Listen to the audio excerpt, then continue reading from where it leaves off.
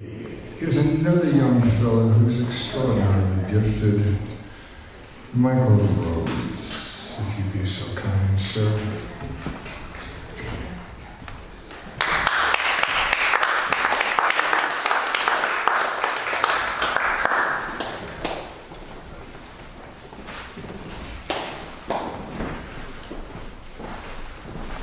Hello, everyone. Hello, everyone.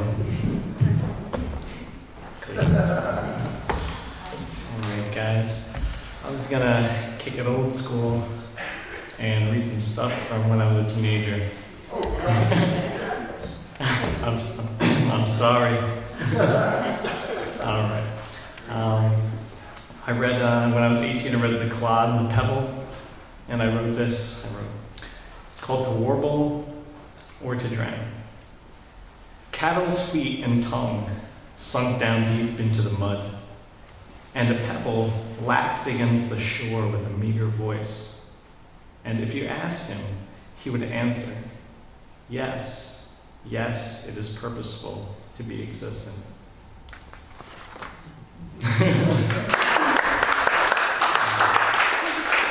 And so that inspired by my 12th grade English teacher, Mr. Ryder, very, very good man. And then in college, I wrote this other poem called Poetry, which I had my first semester English teacher be very kind to me and tell me I should write for the rest of my life and just see what happens. And yeah. And so here it is, guys, called Poetry. How does all of this poetry create? I found poetry in a rose garden, walking a cobblestone path beside some lilac brush. It inspired me, the scent. I saw it spiraling in the wind.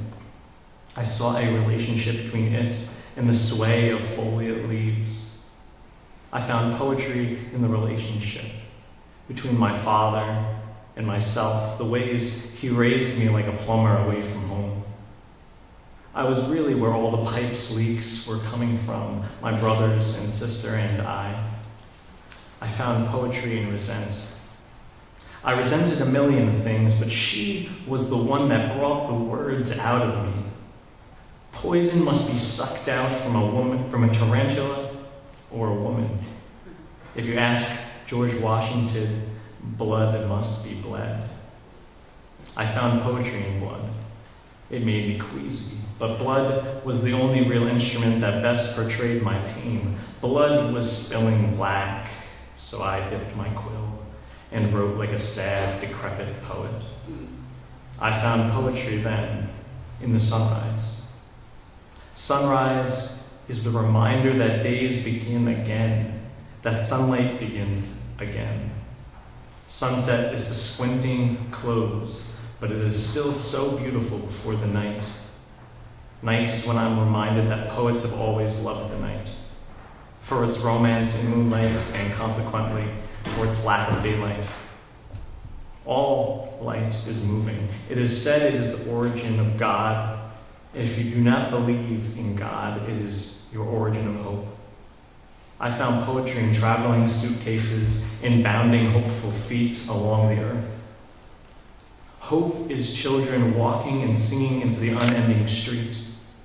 The unending street knows no bounds, but merely bounds of light, which skip along the concrete floor.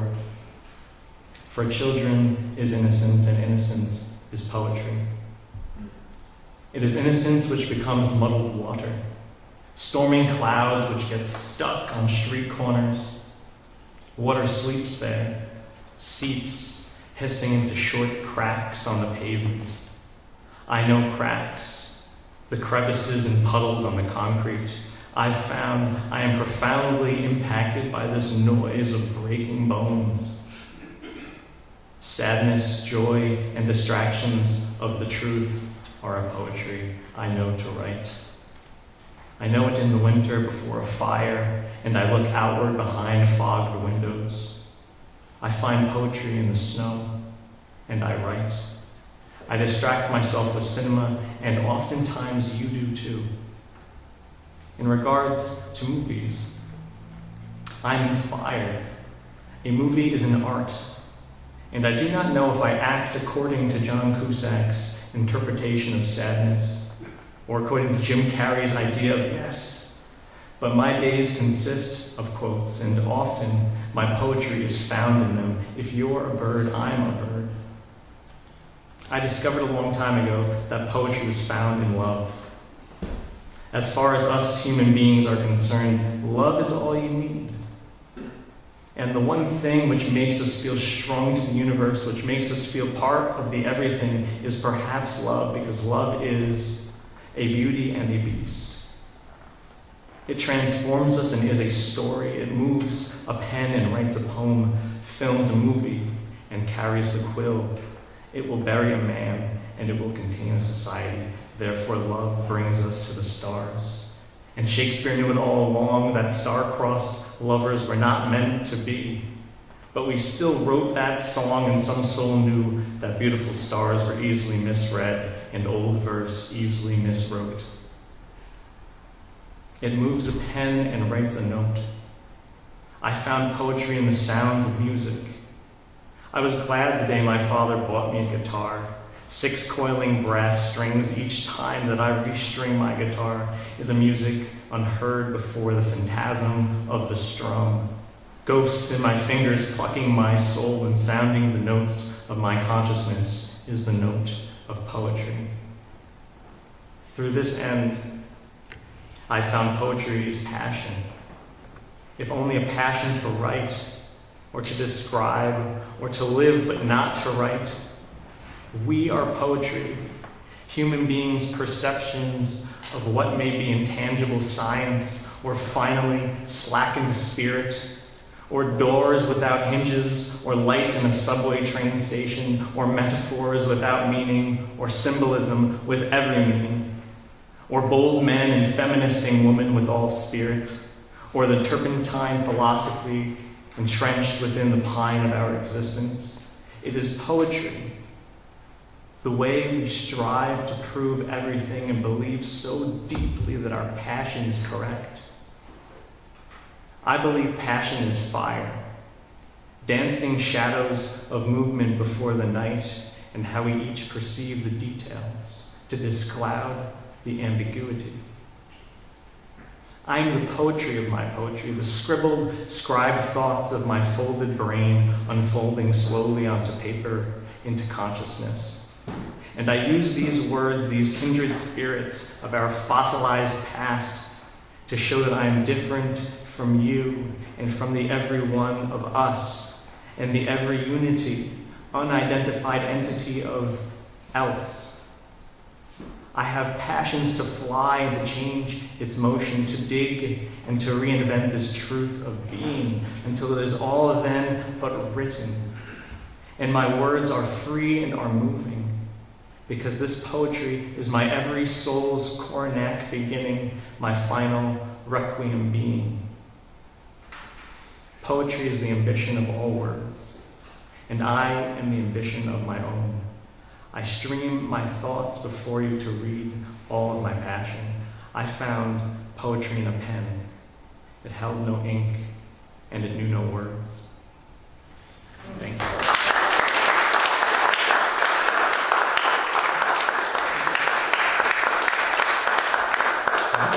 Thank you all. Should I read something shorter or longer? Or not? The next poem I was going to read was that same professor told me after he read it that I was like a horse out of the gate, which needed to pull on the reins a little bit. So it's probably best you didn't hear that poem. Okay.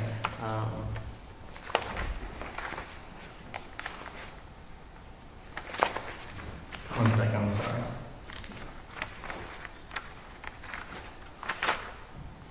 Okay. Here we go. This is also a teenage poem. I wrote this the first time I said I love you. Here we go. It's called Continental Drift Before I Love You. I felt mountains brush against my cheeks, and I said I love you. And I meant it. I meant each and every word. as I climbed out like a child, and the words climbed out like some waywardness of beauty from my own lips. And I said again repeatedly, I love you, I love you, I love you, I love you. And the smoke from my words whirled around the mountain top, and they broke from behind the clouded skies and created, once again, the mystery of this feeling. I renamed it and smiled and said again, I love you.